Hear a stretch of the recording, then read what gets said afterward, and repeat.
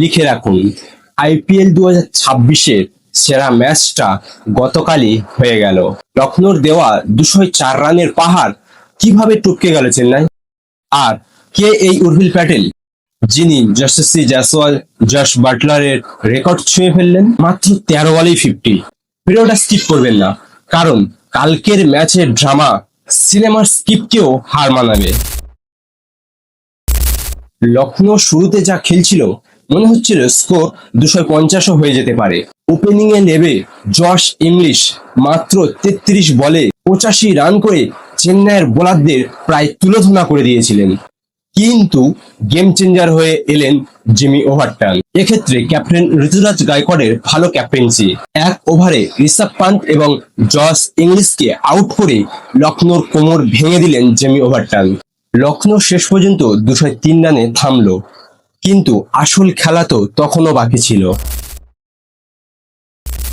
চেন্নাইয়ের ওপেনিংটা ভালোই হয়েছিল, কিন্তু সঞ্জু একটু তাড়াতাড়ি আউট হয়ে যায়, যার জন্য মাঠে আসে উর্ভিল প্যাটেল এবং প্রথম 6টি বলের মধ্যে 5টি ছক্কা মেরে দলকে এগিয়ে নিয়ে যায় উর্ভিল প্যাটেল। মোট 23 বলে 65 রান, যার মধ্যে ছিল 8টি বিশাল ছক্কা।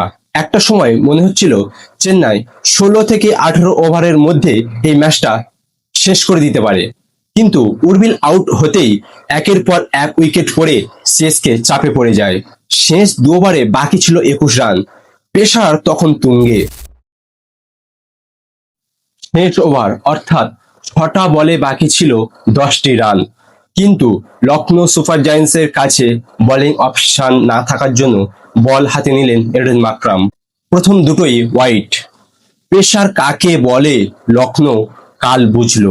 তারপর যখন 6টি বলে 8টি রান বাকি ছিল, 2টি বলই শিবম দুবে পরপর 2টো ছক্কা হাঁকিয়ে দিলেন এবং সিএসকে কামব্যাক সুপার কিংস হয়ে উঠল।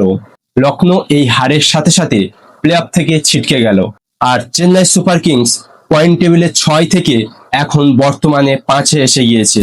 আপনার কি মনে হয়, ঋষভ পান্ত কি বোলিং নির্বাচনে ভুল করেছেন, নাকি শিবম দুবের এই ফিনিশিং আপনাকে বেশি অবাক করেছে? কমেন্টে জানান। আর ভিডিওটি ভালো লাগলে লাইক করুন, আর সিএসকে এর ভক্ত হলে অবশ্যই চ্যানেলটি সাবস্ক্রাইব করবেন।